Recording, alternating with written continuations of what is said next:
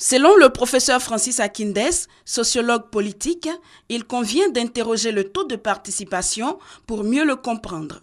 Pour cet universitaire, le taux de 42,42% est la résultante de 3 facteurs. Le premier a une source sociologique, il est lié au comportement de vote des populations.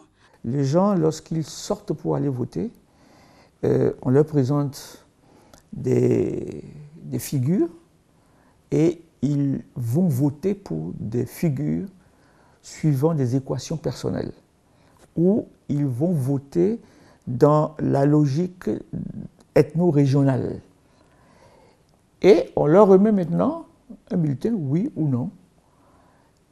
Et ils sont censés voter sur la base d'un test qu'ils ont lu.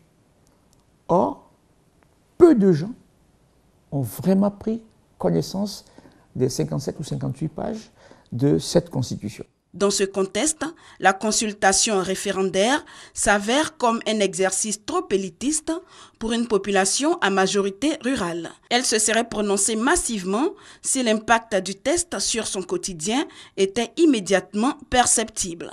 Si vous leur dites qu'on va déplacer le point de dépôt des ordures ménagères dans leur quartier et qu'il faut qu'ils votent pour ça, vous allez voir, ils vont sortir massivement voter parce que ce que vous suggérez au vote va impacter directement leur vie.